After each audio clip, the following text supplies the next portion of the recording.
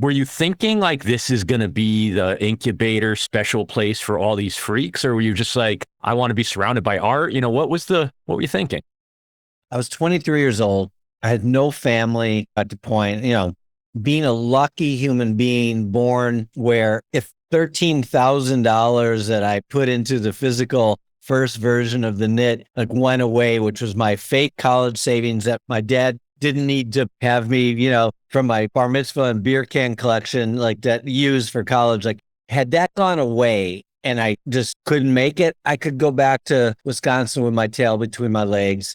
And there were moments where I thought that's what, was going to happen. But having the luck and the privilege, blessing, if you will, to be able to play in the arts and just see where it was going to go. So I really wanted to be a record company guy, right? I was really into the idea of managing my friends' records, make the records. And that immediately was a failure. I couldn't get anyone to pay for the records. That was an immediate mistake financially.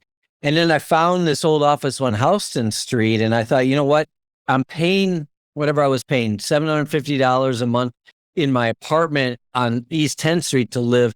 I could shift that and live in the back of this Avon office. The landlord will never know. Who's going to care? I'll just put my futon under the desk and then go to Pineapple Fitness around the corner to shower in the morning. And they had free towels that were clean, so that was great. And then I'll sell coffee and tea and whatever I can. I pre-wine and beer license, and that was pre-liquor license. I'll do better if I have some little bit of cash flow and I'll put on some performance. That was it. There was no fucking plan. It was, let's see if this is a way to survive. And the band Swamp Thing, that was the first record, and I was really, invested in them.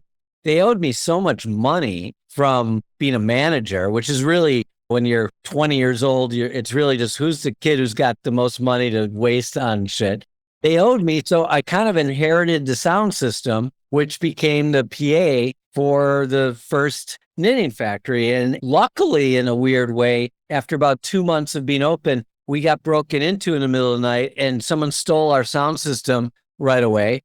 And so I was able to hold a fundraiser for our sound system and got some empathy from both the New York Times and John Zorn and John Lurie and a few other people that now, after a couple months, had embraced us. And we held it at the neighboring Puck building. And boom, we had a much better sound system. And I reinforced the walls so you couldn't knock through. And it grew like that and was just incredible time.